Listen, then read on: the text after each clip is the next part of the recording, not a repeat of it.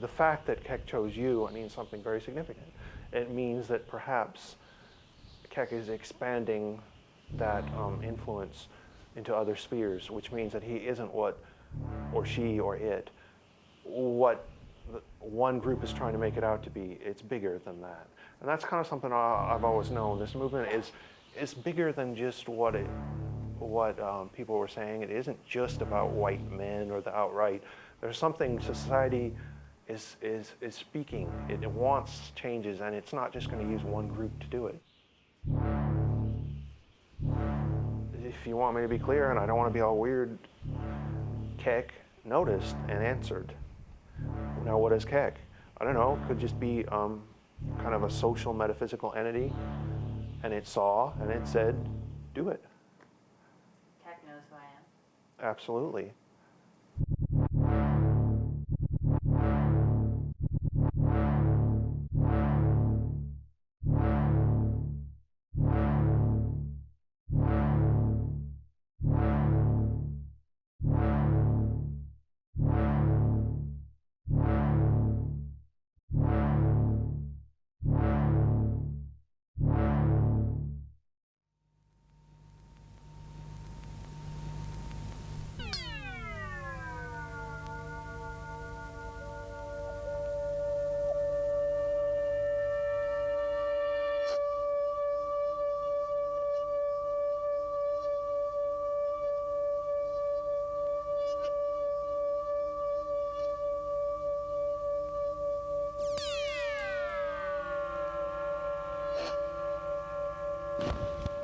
The truth in front of us does not match the truth out there. As a cop-out, we turn the truth over to the mob instead of deeply inquiring and discovering. Nuance is lost when we receive this type of information. We are memetically spectating at a rate never before possible. New cultures and myths and stories are forming faster than ever in history. Our grasp on a common story and mythos is weak and slippery. How do we make sense of things when we collapse the infinite fidelity of information down into pithy sentences laid over ominous imagery?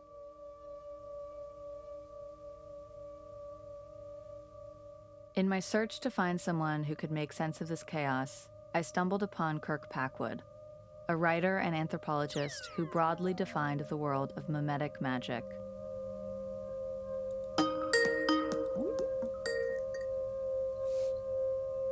I want to know if it's okay with you, but last time I didn't record anything, and so this time I wanted to record our conversation. That's totally fine. Okay. Tell me in your words what meme magic is. Meme magic is, it's like you got these meme magicians or these social engineers, might be a more official way to put it, looking at society and culture to find these spots that are weak, like these leverage points where you can basically inject a meme into culture, and if you put it in the right place, it'll spread rapidly, like through the media or through information systems, become popular and become a norm. And if something does that, then it will alter people's perceptions and behaviors. At a mass level, you're going to have a certain percentage of the population that are going to be influenced by these memes. Now, at another level, meme magic is literally the influx of spiritual power into human group societal interactions. It's literally using sorcerous techniques to bring down spiritual power that is focused on influencing and transforming society.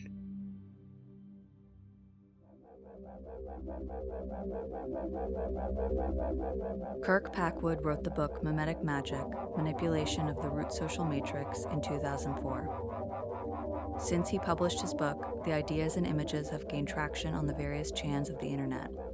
Unbeknownst to him, the memetic contagion tactics that Kirk described and defined seemed to most appeal to an intersection of online chaos magicians and the alt-right. His book has been credited by various online sources as their guidebook to using meme magic. Was the book taken out of context? Not really. I mean, it was kind of like a prototype of what I was seeing in terms of changes in the world and what might happen in the future, particularly as technology continued to advance in the direction it was moving, and it's still moving in that direction. It's not like I thought it could be done, because this was 2004. I just thought in the future some people might be able to figure this out. And what I was really surprised was that a bunch of people figured it out. I'm looking for, like, what is it? What the fuck is it? What is magic?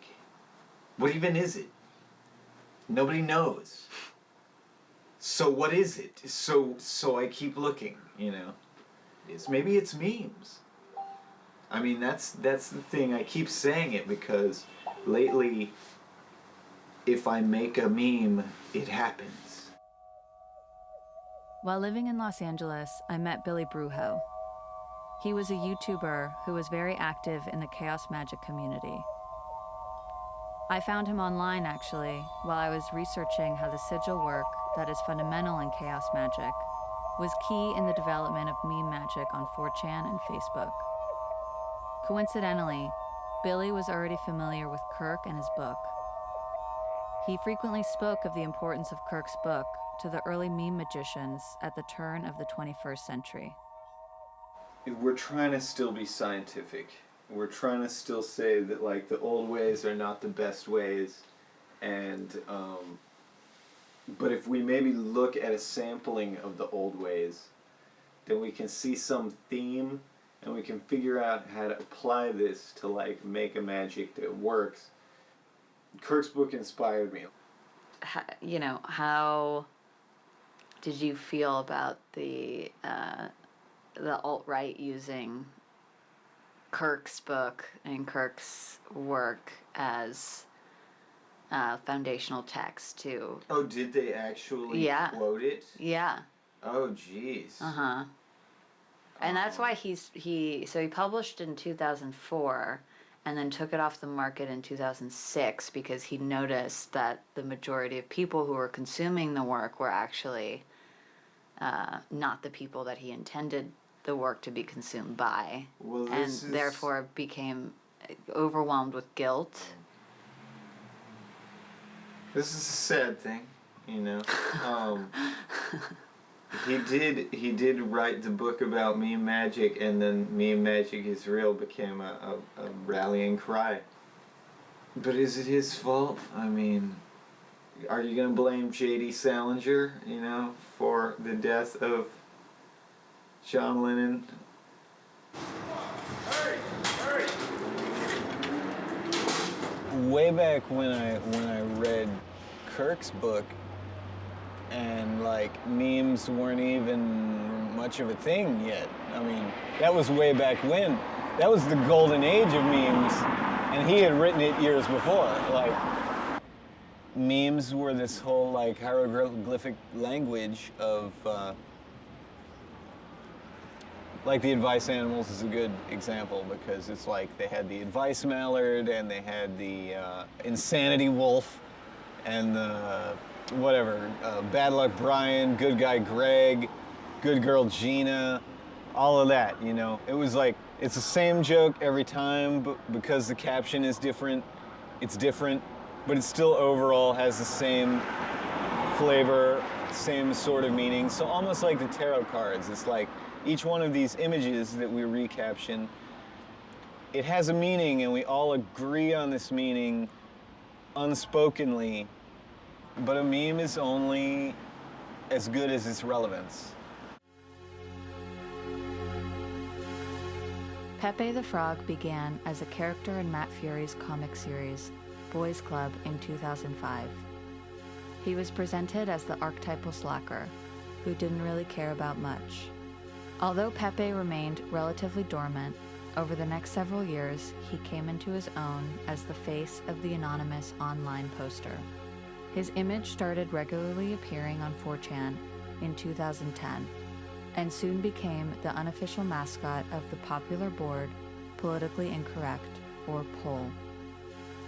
Pole became one of the few places where the young and disgruntled gather to talk about the things you can't talk about in polite society. Some genuinely felt like this was their only venue to express themselves, and some were merely edgelords. Pole is the site's attempt at a politics board, but, like many spaces on 4chan, anonymity has bred a space for extremist and fringe ideas. Throughout the year preceding the 2016 election in the United States, the representation of Pepe as the everyman on the internet came to signify much more for the people who wielded his image. As demonstrated by the policing of morality in Victorian England and during Prohibition in the United States, the more you repress something, the more desperately people want to do it. Online cancel culture has that same effect in today's America. Most people forced into this environment will end up longing for a place where they can say absolutely anything. The Chans offer them that freedom. I drew a frog magician on the bottom of Memetic Magic cover, and it isn't just that it's on the cover. I mean, you'd have to have my perspective on the world and understand all that we've talked about to know why I believe that. But it isn't just that. This was also the first book about meme magic. That's a huge coincidence. It isn't just any book. Pepe really was a casualty, if anything, because I don't think that Pepe was meant to be involved. It's just that it all happened on 4chan, and at the time, Pepe was the face of the anonymous poster. And everybody had a Pepe meme, and anytime that you didn't know what else to have an image of with your post, you would post to Pepe.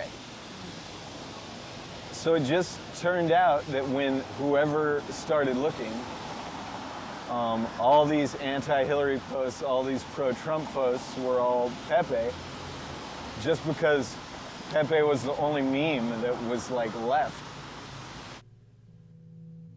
Because you're in an environment where people can't get at you, usually in any way, they can't find out who you are, where you live, or anything like that.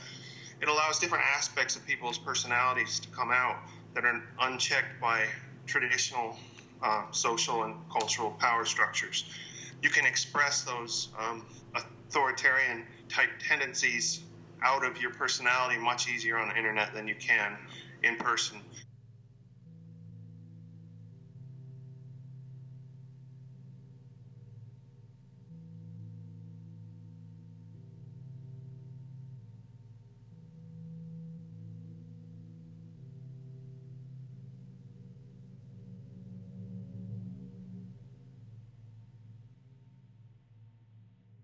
Yeah, power is in interpretation, not in narrative.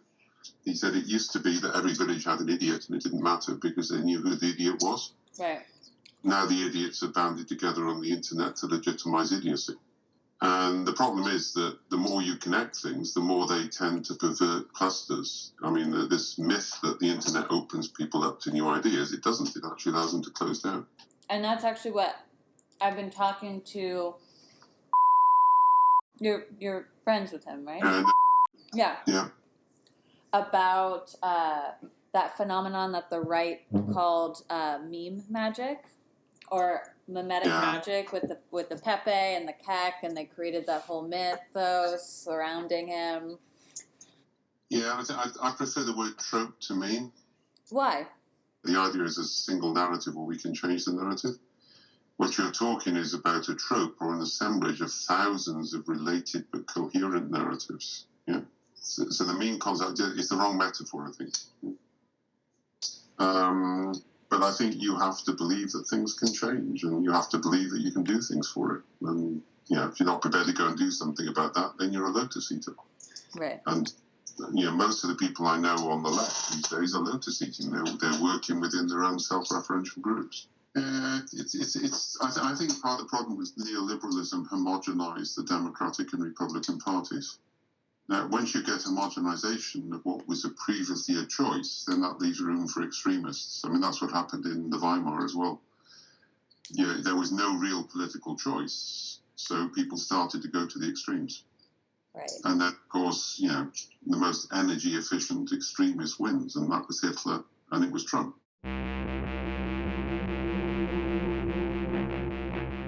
Pole is a place of irreverence and chaos. So when Donald Trump came onto the political scene in 2015, his brash antics and rejection of the establishment fit the mold for them. He embodied their frustration with the status quo, and he quickly became Pole's candidate of choice. Memes blending Trump and Pepe's likeness were blossoming all over the chans and spreading out into the internet. Simultaneously, the slang term LOL fell out of favor. In its place, a new term of synonymous meaning rose to common use, Kek. Kek also happens to be a frog-headed god. He is the deification of the primordial concept of darkness in ancient Egyptian religion. As a symbol of darkness, Kek also represented obscurity and the unknown, chaos. Kek was also known as the bringer in of light. And who else at that point had been declared a bringer of light into the world by zealous supporters? Trump. The users felt like something was actually happening. Something monumental was being fertilized by their shitposting. They rallied behind Kek and in turn deified Pepe. Their solidarity became known as the Cult of Kek.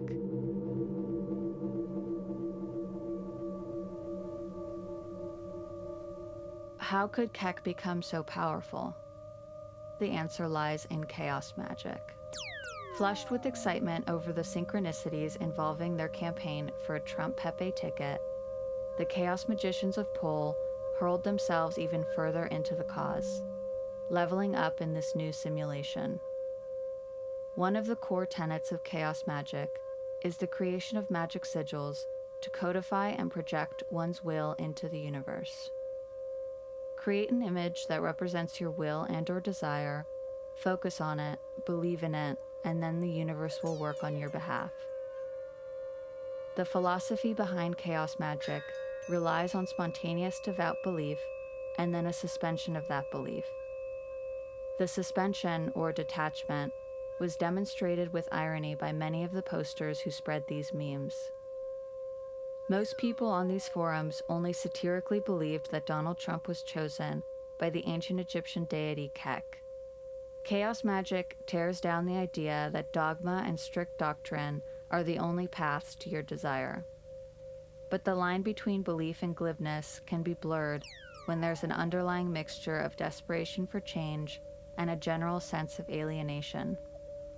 So without many other social options, this large group of people on the chans focused their united desire towards a single sigil, turning it into a hypersigil, which amplified its effectiveness. Pepe/Kek is 4chan's hypersigil. I still think often when I talk about memes with people, they just think of like funny internet pictures, and I'll have to be like, no, I'm talking about like ideas, and kind of expand it beyond that. But I think it's powerful, and I think the new information infrastructure allows the spread of memes, even including like funny pictures, right? You can like take a picture of a dude with a hat, and all of a sudden he's like scumbag Steve, and this is like this thing that's applied to everything.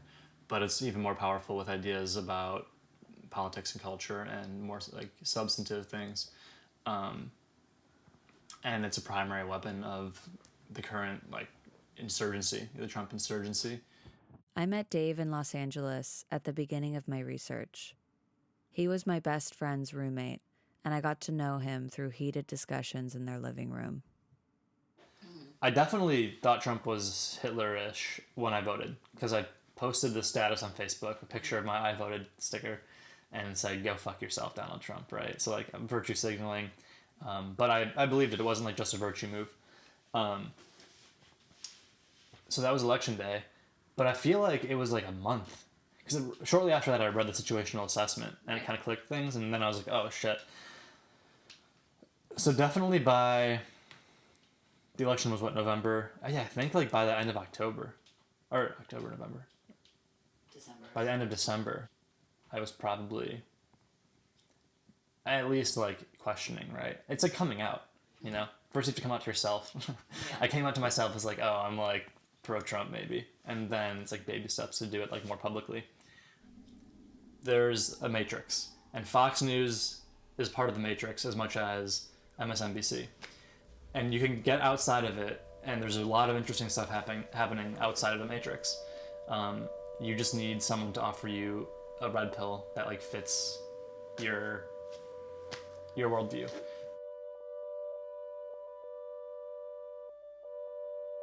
So some of these people really believe in the magic.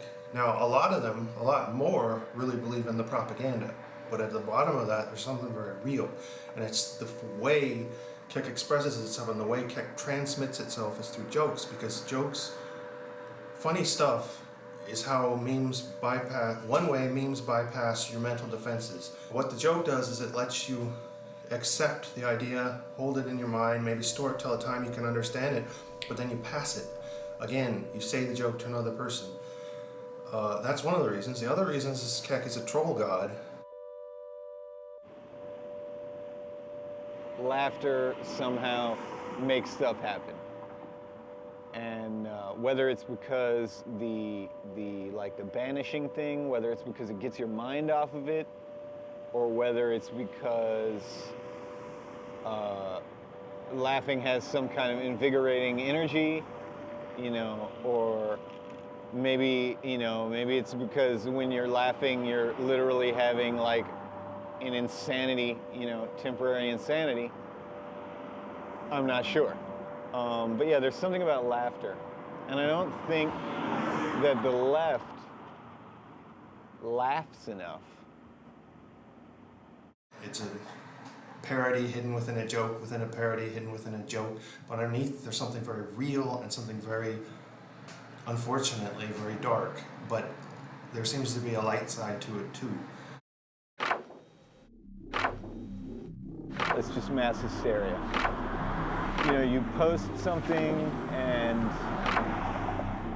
it might not even be magic. It's just that lately, because of targeted ads and browsers and apps reading all your posts so that they can decide what ads to send you, you know, you make a post about something and then suddenly all of your friends are posting about the same thing, you know, or all these ads are coming up for the same thing, and it seems like magic, but it's really like the ghost in the machine feeding it back to you.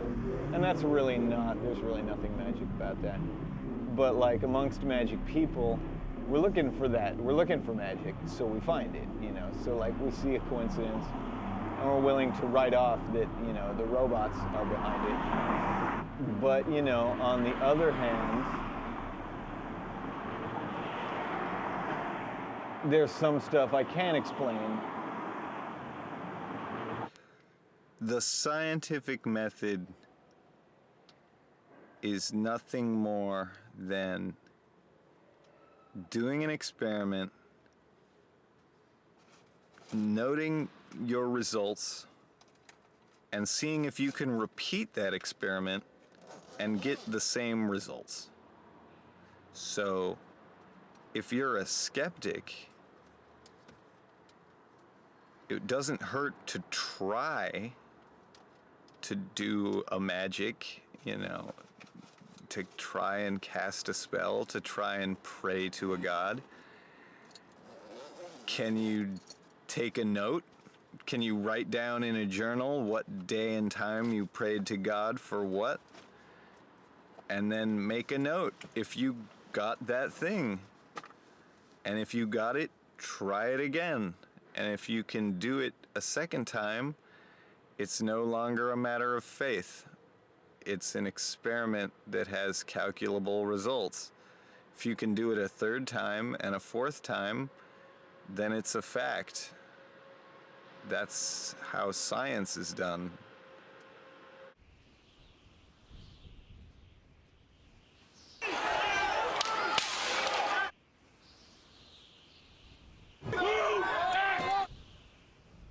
While exploring this dark application of magic online, I was searching for a physical place to anchor myself.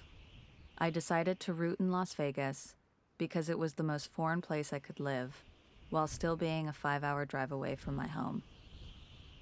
1 week after moving into my condo, the Las Vegas shooting happened. Tragedy and shock. But not even a pause before people began to question the reality of the situation. This questioning community became the cross-section I invested myself in for 9 more months.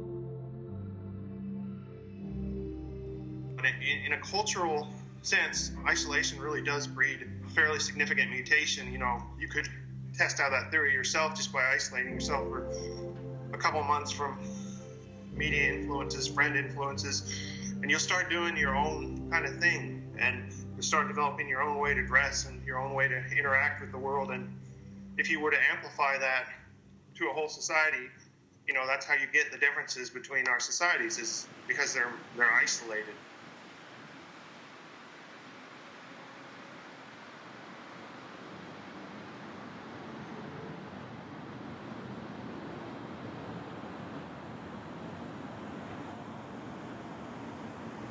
Some people say there's over 10,000 of us light workers, and we are here to change the entire planet, starting with Las Vegas. Las Vegas is an area that is seen out in space. You could see it from space. Everybody knows where Las Vegas is, all around the world. Even the smallest, little, tiniest villages have heard of Las Vegas. So, and then of course, just recently, we had a traumatic experience with a mass shooting on the Strip, and that of course has even drawn more people to look at Las Vegas. Las Vegas is interesting.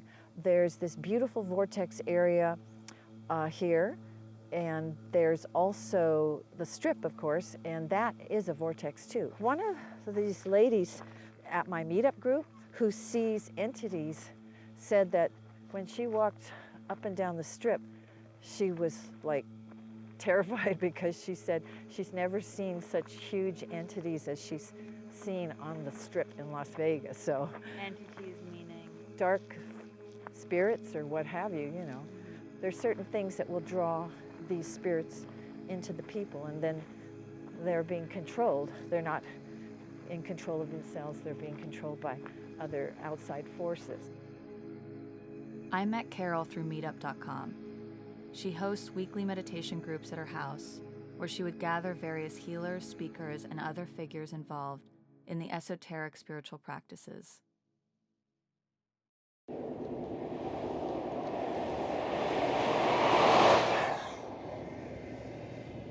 The other thing that's really important to me is actually the science behind spirituality, and also the science. When over 2,000 architects and other major builders go into a building and analyze why it came down, like 9/11, and they're telling you there's no freaking way, at least especially the third building, there's no way that it should have ever gone down that way. Only on a Las Vegas blow-up building is going to go down like that. People do not want to think that their government could hurt them. The United States, no, but geez, we're the only country in the world that's literally doing what Hitler did, running around attacking other countries and moving in and taking over their resources and what have you. I mean, why was it terrible for Hitler to do it and not for us? I don't understand that. I know that when I make up my mind, I'm guided to an answer. I'm guided to where I'm supposed to go. I'm guided to what I'm supposed to say. I'm already. Yeah. Hi. Fine. Okay. Whenever you come is always great. Yeah. Hi. And always later is always better. Yeah. I'm always like 10 minutes behind. Hi, hon. You look great. So let me think what else I should tell you. I think I mentioned yesterday that there have been things that have happened in here which are very strange, like vortexes set up. And I'm going to be giving you a video so you can, if you wanted to, just show a little bit of that so that people can see something that I've never seen before. Right. And I've just never seen it before. I think it's pretty amazing. It's a vortex? Well, the fact that this cat that I had that was very psychic, anyway, I had her for 18 years. She's the one that discovered it on the stairs. And For 8 weeks, 2 hours a day, she would go around in circles, crying and scratching and looking at me, and there was nothing there. There was a vortex. There was actually a hyperbaric being trying to get through, and the cat was trying to protect me. Nam yo horinge kyo, nam yo horinge kyo, nam yo horinge kyo. One time, the father of my son got very mad, and he kicked my scroll, and I had warned him, don't mess with that. He kicked it on the left side, and it went flying through the air, because he was a violent person. 2 weeks later, he's walking across the street, Sunset Boulevard, but he decides to burrow his way out as soon as the light changes. And he got hit by the car on the left side. He went flying through the air and went right through the windshield of the guy's car. And then he didn't get any money because the guy had no insurance. So it's kind of a karmic thing.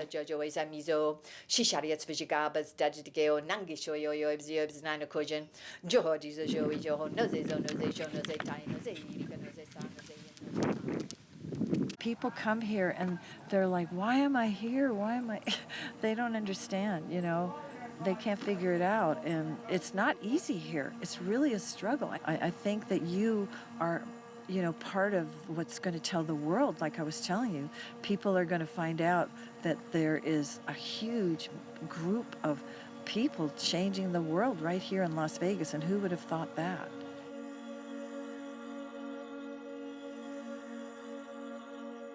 You don't have to ask for proof of lineage in Vegas.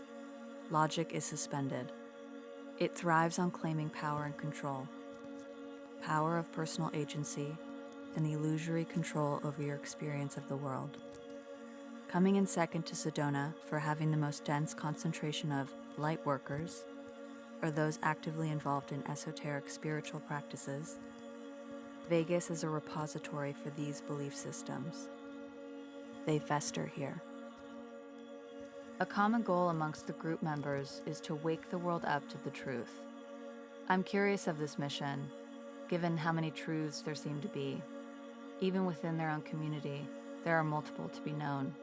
They're interested in magic to better the world, while the trolls seem to want to wield magic to sow chaos and uncertainty. I grew fond of Carole despite my knee-jerk skepticism. I find myself burrowing deeper into this place of chaos. What am I actually supposed to believe? So I'm cooking my stew.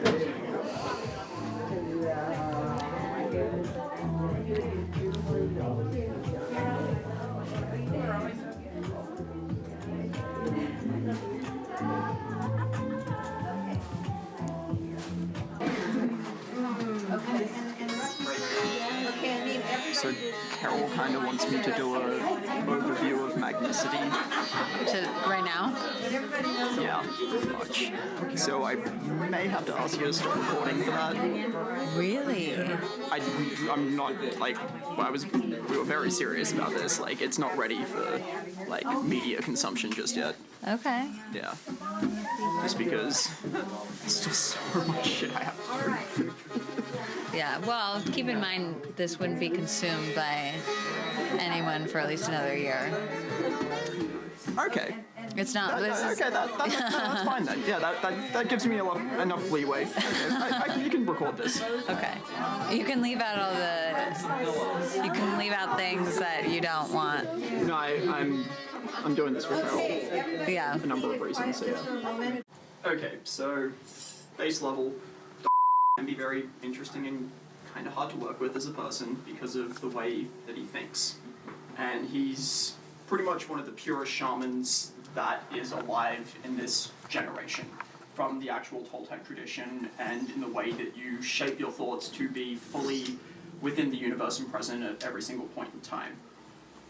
What and I have been working on specifically is a grand unified theory of physics, which is actually providing a basis and a groundwork to tie literally all of the fields together using the most simplest methods possible, and reducing everything down to just exactly what it is without any theory and without any guesswork, because everything we do is purely observable. And from this, we're pretty much creating the mathematical basis for the groundwork of the next golden age. And that's going to be like levitation, holograms, you know, tractor beams, teleportation, all these kind of crazy sci-fi concepts. We actually have a mathematical way to explain how to accomplish them with relative ease and be able to explain it to the populace without having them blow their mind up. Ah, thank you. Yeah. His magic's actually relatable, and he can teach you. I literally am not able to teach people how I do mine. Okay. Because I work macro scale as opposed to micro scale. And you literally need madness as a foundation to do it, so it's very dangerous to teach. Yeah. The enlightened people, having compassion and having enlightenment, they can look at someone dying or like atrocities being committed and be like, okay, I see that, but it's not me, and just walk on. And to the rest of society, that's like cold and callous, but to yourself, like, that's kind of how you need to operate. They consistently just look outside. You know, for a book or a teacher or yoga ceremony, they just want to practice ceremony, having their meetings or groups, like doing certain things, saying namaste, even like blessings, it's all ceremony and it's all external. How you evolve is internally. Like, if you aren't capable of seeing yourself and capable of looking within and using what's inside of you to understand what you perceive, you're not actually evolving or doing anything. Nick and Mason are living at Carole's house while they work on the math behind a potential grand unifying theory of physics. They've been working together since living in Sedona, Arizona, and their next stop after Vegas is Mexico, where they will be helping someone establish his Sustainability B Corp. What the shaman does, like when the shaman is chosen by the people, their job is healing, first and foremost, because they are the medicine person, but their other job is storytelling. And what they're meant to do is help maintain the story of the world and help tell the story of the world. That's why there needs to be multiple shamans all around the world so they can help like maintain that harmonic energetic of like the expression of the earth itself. Like madness is like kind of an actual good thing, like a little bit, small doses. Be totally What's your okay with it. definition of madness? Pure and total free association of thought. Yeah. That's good. So it's when you are in like I presence and like just being, then a thought comes out and it has no structure, so it can literally freely associate to any of the other levels of like interaction and thought. If you don't know how to use it, that's pure madness. That's schizophrenia. That's Right. a lot Which of is most psychological. people. Yeah. If you can ride that line. Whenever you have tribes, you have shamans. So in a sense, you can see those same aggressive spokesmen for Pepe end up being that tribal shaman. Enough people will gather around their teachings and carry them forward offline. Our empathetic connections with other people get completely overwritten by the sort of memeplex that's overriding our world, and they get picked up by the ideology or the ideological vehicle. If I'm one person, I can't stop all these horrible things going on. But if I can somehow get a hold of a god or a demon or spirit to work on my behalf, then I might be able to upset this power differential that keeps me powerless. Anytime you start getting into an extreme position based on something you hear or watch, it's probably not you that got there. It's probably something you picked up and is now riding you. So one of the tropes in Wales is the English must lose. That's probably the most important thing every year. Yeah, it doesn't mean we go out and kill them on the street. Yeah, that's classic tribal. You know, it's fun. We sit with them in the ground. It's a game. Yeah. On the other hand, Make America Great Again has become a very dangerous trope. Yeah, because it's an exclusionary one, and this is also Deleuze's concept of an assemblage. So as people tell more stories, the stories become effectively start to cluster. People tell more stories like that. And then the stories gain an assemblage structure which is independent of the storytellers. And people can't escape it. And you can see a lot of that in the red states at the moment. Yeah? It's a fat-free environment. And this crazy thing is the blue states are fat-free as well, because it's about different types of dominant trope, and you're not allowed to speak outside it. The abridged timeline of meme magic affecting real-world change began during the Ebola outbreaks of 2014. The public announcement of the epidemic and its ensuing panic inspired the Ebola Chan meme, an anime character with hair that looks like the Ebola virus strand. Ebola Chan first made her rounds on 4chan on August 7th, one day before the World Health Organization declared the Ebola outbreak an international public health emergency. Her image came with text threatening users with excruciating pain and death if they didn't reply on the thread with the phrase, "I love you, Ebola Chan." She spread like wildfire, and a more nefarious intention was concocted. The plan was to filter misinformation into the afflicted African countries, claiming Ebola was created by Westerners with the sole purpose of wiping Africa off the map. In countries where there are people already suspicious of scientific treatment, this memetic contagion could have been deadly. Even though many on the Chans considered her to be their small success, the desired outcome of total and enduring pandemonium didn't come to fruition. The forums continued to try their hand at internet magic. So in September 2015, a user on Poll created a post entitled, "Winter Chan will save us." The idea was to create a character who would be used to summon an especially harsh winter throughout Europe. This winter created by the Winter Chan would be painful or fatal for those fleeing the Middle East.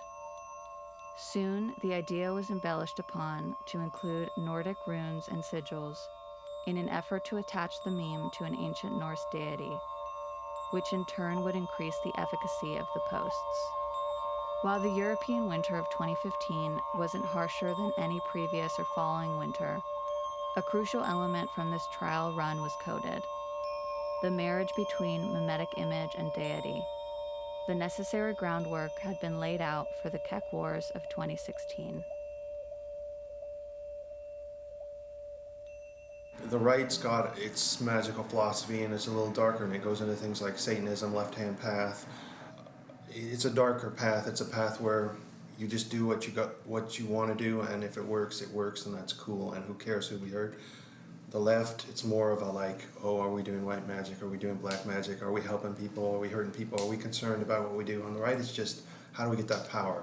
That's kind of what I say when I say the world is a war. I'm kind of saying in my own terms what religious people have been saying for all time. There's light and dark, and it's struggling. There's good and there's evil. To me, there's control bots and there's free people.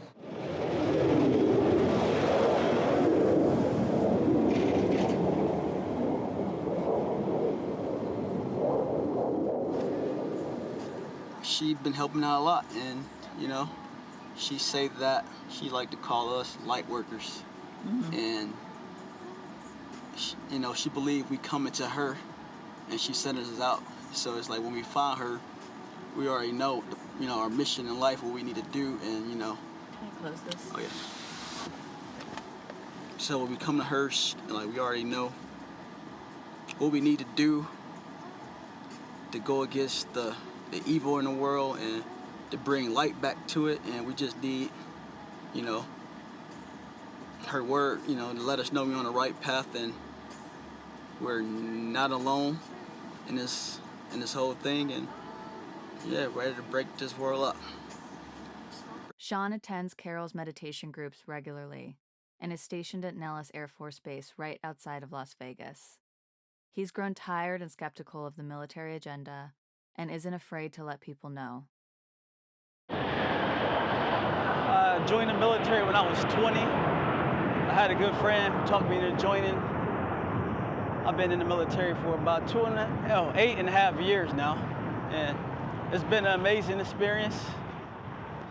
I am a cybersecurity professional in the military, so I just monitor the Air Force network, prevent hacks, cyber attacks from happening. I say Vegas is a great place to distract, people with all the lights and things that go on. And military the same way. Like, even when you feel like you're on to something or the world opening up to something, a big distraction to happen. Either, we go on to war with another country, or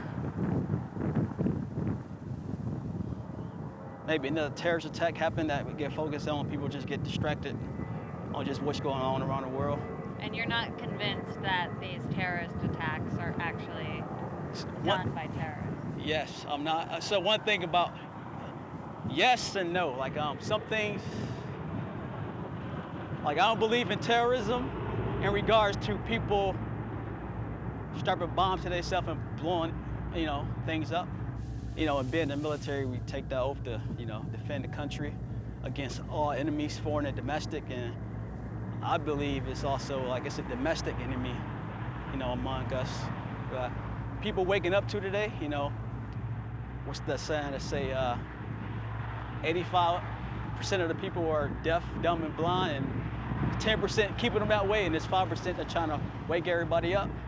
So it seems like that's the way it is these days. You're in that 5%. I think I'm part of the 5%, and I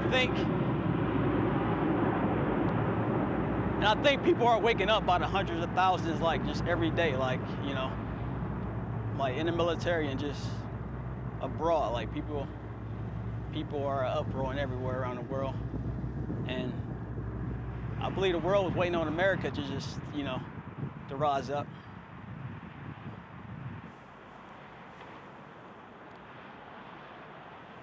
Hello?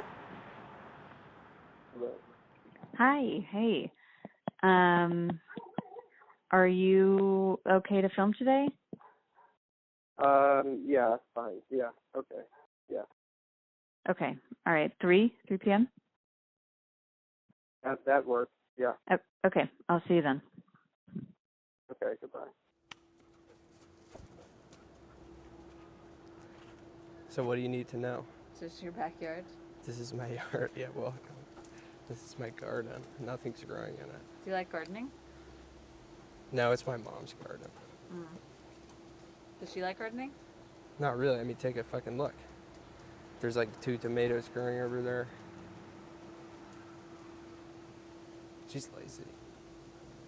Are you lazy? In some ways, yeah. But online, I'm pretty productive.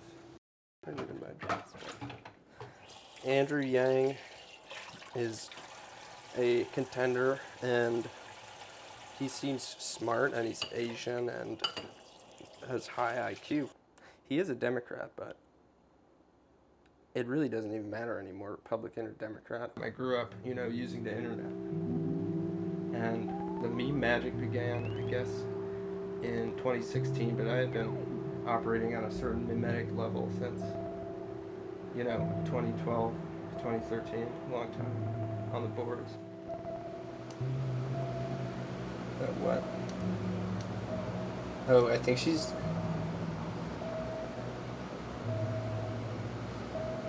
Oh, because we were trying to make Ruth Bader Ginsburg die. We began to see the true effects of meme magic and the memes in 2016. Before then, it had just been child's play, and we hadn't really been able to use the latent abilities, maybe. It's an ancient art, and we didn't start doing it online. The ancients were fucking doing it. I sort of don't care what's gonna happen, and I also don't know. And I also wouldn't tell you if I knew what was gonna happen.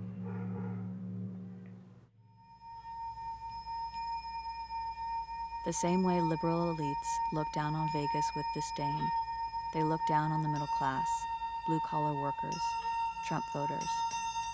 They spit onto and into their mirror image. For if accurate representation is outdated, Las Vegas isn't a funhouse mirror. It doesn't distort reality. Rather, it inverts the expectations we have of our attachment and experience of an everyday reality. It mirrors American culture insofar as it reflects the behaviors of the public. Looking down on Vegas with disdain is a common, accepted, and encouraged practice.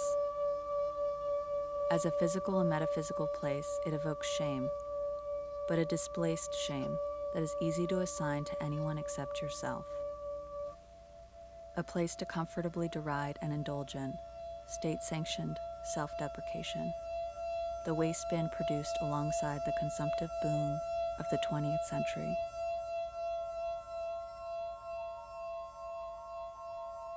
People generally gravitate towards magic when the society they live in makes them feel small.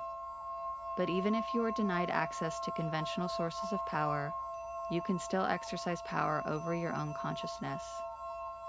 Magic then becomes the only option for those who are A, denied any other way of pursuing their goals, and B, denied earnest solutions for their economic and social woes. That's not to say that magic doesn't exist for the powerful and privileged. It does, but in a sanitized and passive package. Think The Secret, crystal healing, and mindfulness meditation. This sort of magic exists to persuade its practitioners that nothing can be wrong with the world because they're in control of their own minds, and that any remaining problems can be counted on to disappear in due time when the right policies are implemented and the right people are elected. It is a tool that helps them remain as comfortable as possible without the intrusive reality that a large portion of the population doesn't have the same tools of privilege. Liberals take their privilege of education and social status to then deride those who don't have the same ethics or morals. They attempt to cancel and silence people in order to maintain an illusion of superiority. Malleable by intent, like any tool of the mind, magic can be used to uphold a system or destroy a system. The pendulum will always swing between the extremes, and whichever culture is forced to go underground out of fear that they'll be reprimanded by the mainstream will experiment with tools of change at their disposal. With no one watching, they're left to experiment with total abandon because they feel like they have nothing left to lose. A society in the face of crisis experiences a double upsurge in magic. Among the excluded, as a way of changing things, and among the excluders as a way of hiding from the need to change things.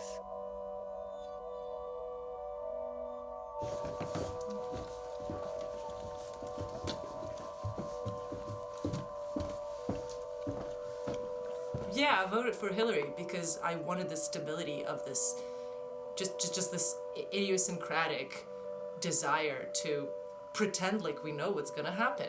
It's just not true. So am I gonna vote Trump next? I don't know. Is there gonna be somebody more disruptive than Trump? If there will be, I'll vote for them. You know, I've been speaking to some of my friends that are not my friends anymore because they just refer to these people as people from the internet, just like these crazy, weird people, but they are the ones that are moving our society to where it needs to be. They are the ones that look at this and they go, what the fuck? It has to change. Things have to change. You just go through your life and everything's fine. Everything's great. You do your thing, you go to college, you meet a college sweetheart, it's so great. And then you're constantly anticipating something. You're waiting for something to come through, and you're waiting for the society to become a certain way that we're meant to become, and it never happens. It just doesn't happen, and it doesn't happen, and it doesn't happen, and things don't change. People talk about killing children, killing actual babies. What the fuck? What the actual fuck? Like, how have we gotten to this point in our society where we discuss these things? It's just, eventually you look at all of this from further away and you realize that the only way for anything to change is disruption. Wait, so we haven't spoken about politics yet. Right, okay. Where do you stand politically? And I also, I am not of the belief that we shouldn't talk about politics or religion at the table. I think that is the reason why, or one of the reasons why people are unable to actually engage in tense dialogue without becoming upset or taking it personally. Well, the thing about politics is it's very easy. I'm not going to disagree with anybody because they are not in control, so it doesn't really matter who is out there. It's those that are in control of the planet are not our politicians. The real people that are in control are behind the scenes and you can't see them, and they go way up high. There's the white pope, then there's the black pope, then there's the gray pope, and then there's the family of the people that have actually created all the religions on the planet and everything. But they work with both sides. According to my sources, Obama, he actually went to Mars with one of the friends, somebody that I interviewed that was in the secret space program, and he time travels and everything. He has time travel. His father was in the CIA, and he was time traveling at age 5. But anyway, what kind of tea would you like, darling? Do you have anything non-caffeinated? Probably. Let me check things out. I have caffeine and...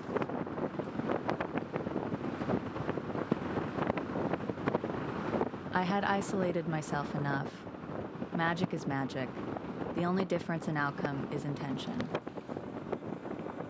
All that was left was to finally meet Kirk in person.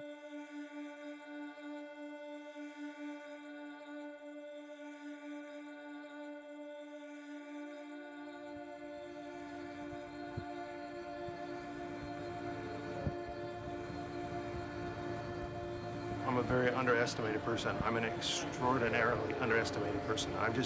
You think, look at me, I'm just some dude. I'm just perhaps the person who's, I don't know, I don't look special. I may look a little run down or whatever. That's because of my health and because of situations. I had a giant squid. I love them. Let me get a snap of that. When I say that, if I were to say something like, in 5 years, if I dedicated myself to it, I could turn this whole fucking country upside down ideologically. Me and a group of 5 people, I'm dead serious. I could do that. How to put it? Some people out there are extraordinarily serious about this sort of stuff. We may look unimpressive on the outside. We may be in shitty economic conditions, but we've already proven you can transform an entire country with a group of 12 people focusing on just messing around on the internet. And that's because we're not locked into the traditional ways of doing things. The ways to transform the world have changed. New opportunities have opened. Now, my role in it, spiritually, I was the one who set the framework in which this all happened. Is the frog. Is the frog and the way it manifested itself. Okay. It's not a joke. Do you want to share a donut? Yeah, sure. We'll try these out. Which you pick.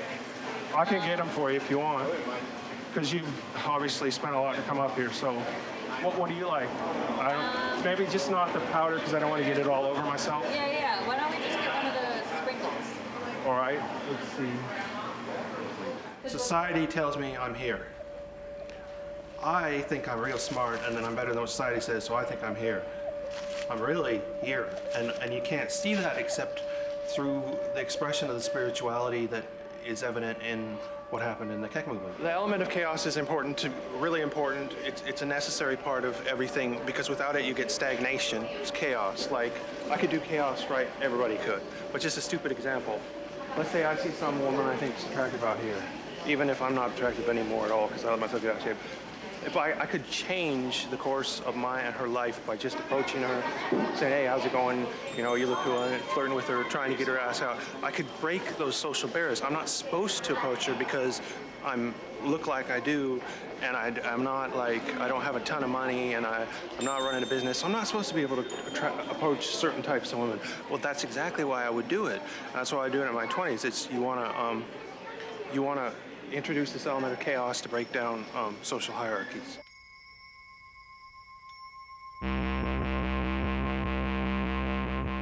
Inspired by InfoWars and the likes, the fringe theories that accompanied the 2016 election were prolific. Some may remember the many rumors filtering in about the Democratic candidate Hillary Clinton.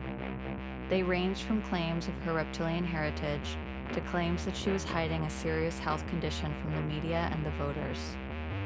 At some point, Poll focused their efforts on a single goal: to make Hillary Clinton collapse in public. There's an acronym used by practicing mages, TSW, this shit works. Used to describe the moment you finally have a first-hand experience of magic that transcends illusion. The moment your intention has an effect on the material world. The Chans went through their own TSW moment on September 11th, 2016, because 3 things happened. First, Clinton publicly denounced Pepe the Frog as a right-wing hate symbol. Then, as she left a memorial service for the World Trade Center attacks, she swayed, almost fell down, and had to be hauled into her SUV. The Chaos Magicians of Pole were shocked and had to face the potency of their collective power. Their shit worked. Millions of people that browse 4chan have embedded the image of Pepe with their hatred for Hillary and the establishment. They wanted a Trump victory. And that's exactly what happened. We did it. We memed him into the presidency. You memed him. We memed him into power. We shitposted our way into the future. It's true. This is true. The thing that the right has got going for it in terms of memes is they're like the spearhead or the vanguard of this whole, the alt-right is the vanguard of this meme magic thing. Now, it's the way to explain it, another way to look at it is, let's say we're talking about all this meme magic stuff as information warfare. If you look at it from that theoretical framework. Like psyops. Yeah, and it definitely is partially that. Right. I mean, it's just propaganda. Yeah, basically. but it's one side of it. Sure, but it's the very most modern pinnacle form, and that's kind of the point. It's like warfare in the sense that you've got to focus on the new tactics that work for a particular time and in particular circumstances. So the reason why the U.S. is so able to project so much military power, if you don't count things like nukes, is because of air superiority. Our entire military doctrine is based around setting up conditions where you can use that air power. Now, if without that air power, we're no different than any other. It's not like our ground troops are superior people to the ground troops they're fighting against. The troops they're fighting against can't even fire back because they're getting shot at by planes that are up there. You can't even fight. It doesn't matter how good of a soldier you are, you're going to get beat. Well, this is what's going on with memes. I remember the first Skype call we had, and you said, isolation breeds mutation. Yeah. And that was sort of your experience in transmitting those experiences into this world that you created. Yeah. Or not even created, but you tapped into. Yeah, and the reason is because I'm not necessarily an outsider by nature. I like to be social like everybody else, but I've kind of been forced to the edges. So when I find people that see the world somewhat the same way, it's always a shock to me because most of the time people are like, you're not really seeing all that, you're just being paranoid. They don't care about you one way or another. Well, sure they do. Everybody cares about everybody, particularly if you're intelligent. I'm judging every single person that we walk by, just quickly, but so, and if you're intelligent, that's what you got to do.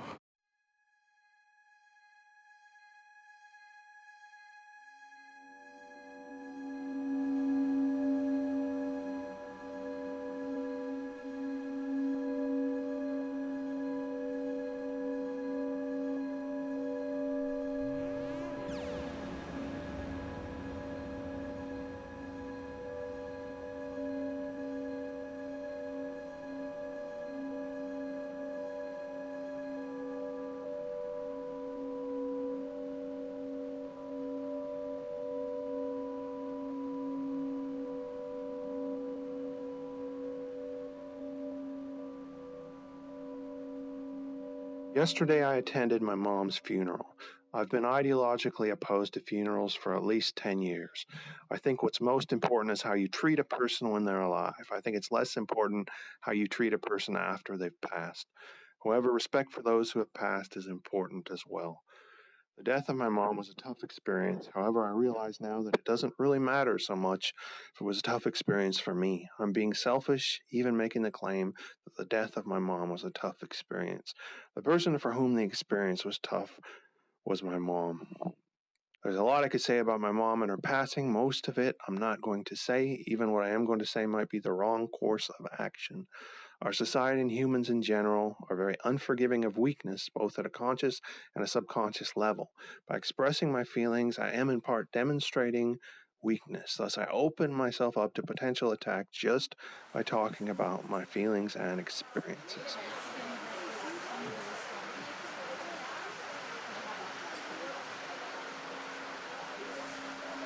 I only told my mom's brother about this and no one else because this is the sort of thing I can't even talk about with people I know.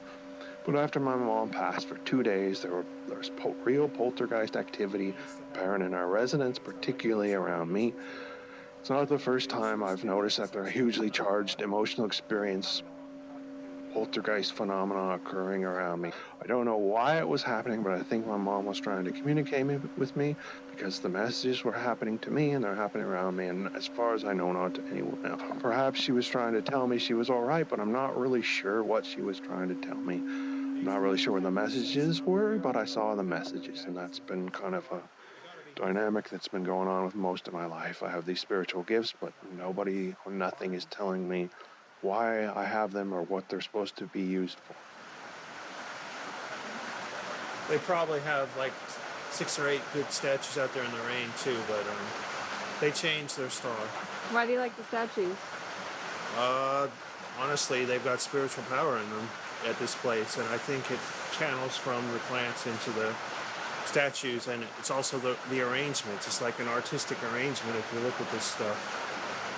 I think it all combines to make that spiritual power. And it also suggests that whoever owns this place probably has some kind of connection with that.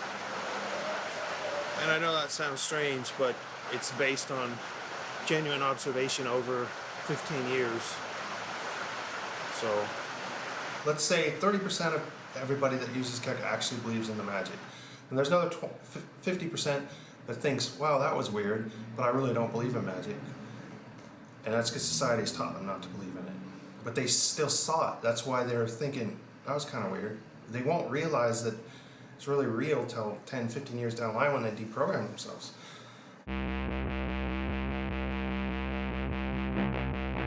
Whether Trump was running a con all along or has simply been ineffectual, more and more people are starting to conclude that the Trump train has badly derailed. Andrew Yang, a long-shot Democratic candidate from New York, acquired a band of enthusiastic supporters among the internet meme lords and underground influencers that provided fuel to the Trump candidacy. Their support for him was an anomaly because of his Democratic position. But the fact that he mentioned issues affecting white people was extremely validating to shun members of the dissident right who want the interests and needs of white America to be addressed. In despair that the chance for Trump to save the republic from liberal progressiveness has failed, they concluded that America was dead and therefore should pick over the carcass. We saw memes of Pepe being showered with money by a smiling Andrew Yang. Rather than plug the holes in the sinking ship, they lit small fires on board to sink it faster. The attempt to replicate the effects of the Kek movement with Yang failed. By the beginning of 2020, meme magic seemed like it had run its course.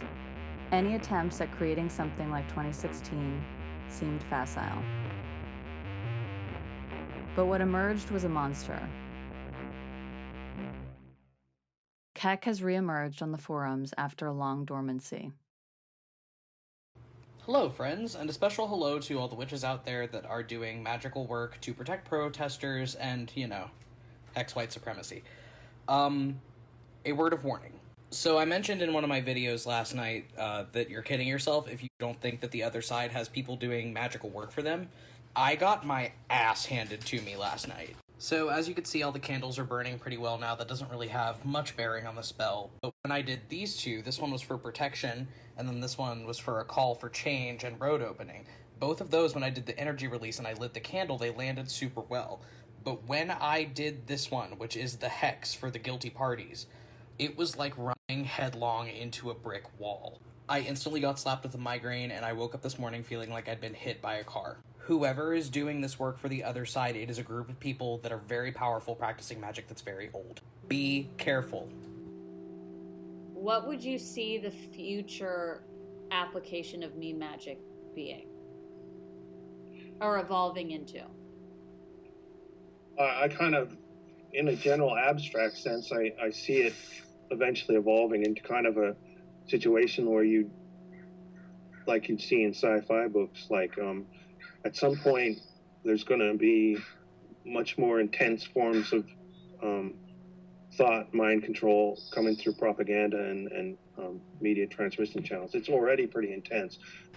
Hey witches, let's use white supremacy and police brutality to learn a little something about magic today. So you probably see these numbers and this acronym thrown around a lot here on TikTok and other social media. But have you ever considered that these are formulas for evoking an idea?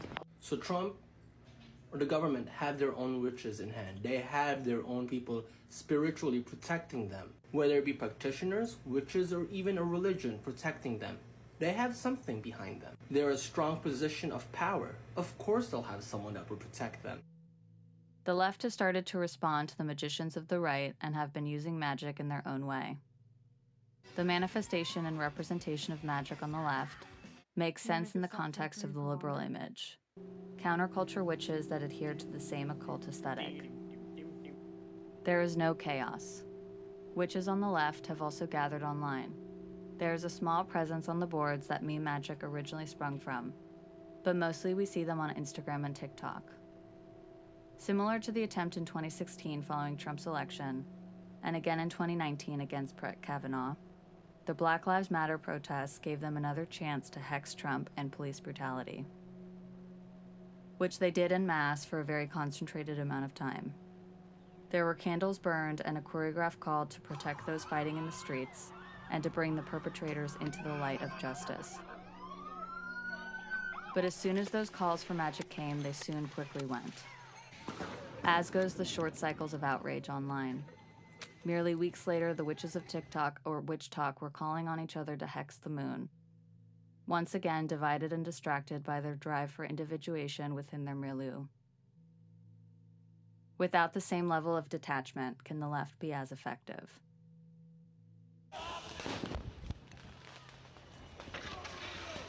I can remember at 26, I went through some intense stuff then, and it took a real intense shock to really shake me out of my belief, out of my programming as a mainstream person to believe in the kind of stuff I believe in now. I mean, it took a shock, and I'm sure a lot of them went through the same sort of thing. So I think on the right, now you've got a combination of people that were drawn to it, who were already real occultists, and you've got people who've experienced enough to know that this stuff is real to some degree.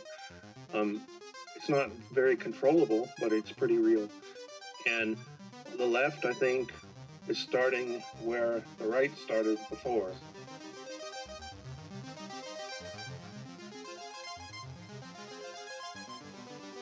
2016 was a shift in consciousness, and now we're seeing the consequences played out. The figurehead is no longer important. What came out of this journey was the realization that the true power laid in collective. Though with that power comes consequences, and what we've seen is that we can't be trusted either.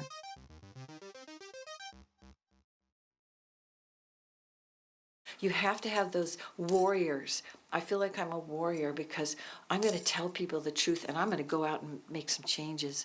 And I think everyone should. Yes, I will meditate. Yes, I will send out love and light. But I'm not going to sit on my butt and not do anything like a lot of the spiritual people do. Any spiritual people that are listening, you have to do something too. Yes, improve yourself, send out love and light, forgive people, work on yourself. Imagine a perfect future. I always say I live in a beautiful, perfect world full of abundance, prosperity, peace, happiness, love, joy, love, love, love.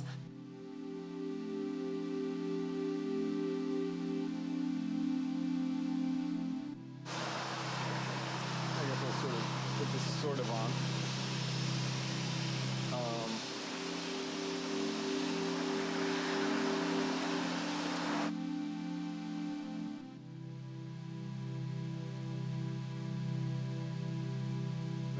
was interesting. It really didn't put me down that much. It was just like kind of hurt and annoyed about the abruptness of how this played out.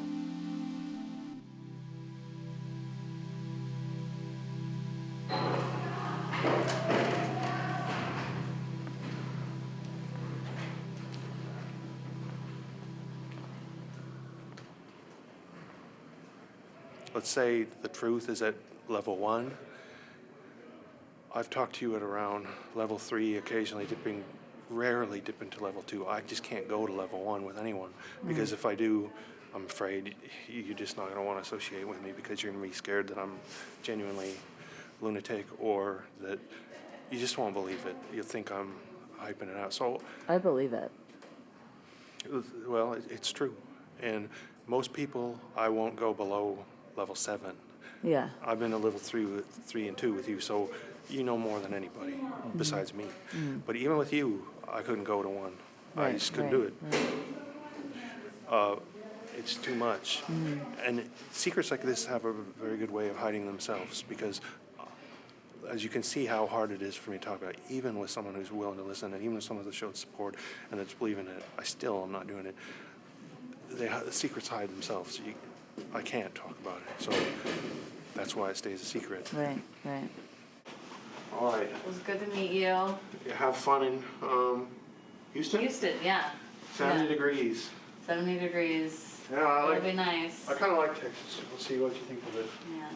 Well, I will see you. I'll see you. Bye. Terrible goodbyes, but goodbye.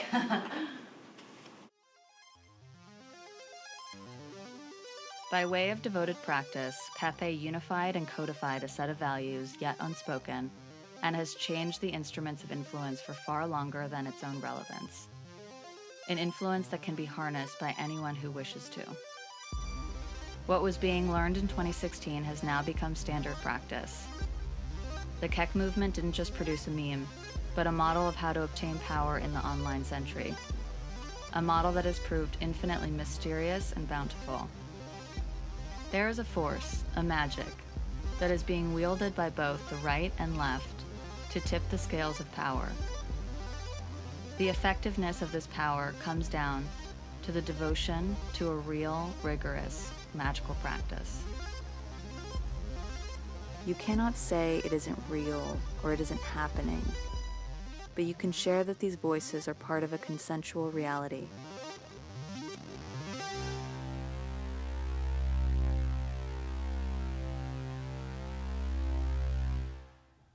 Unfortunately, a reality we all have to share.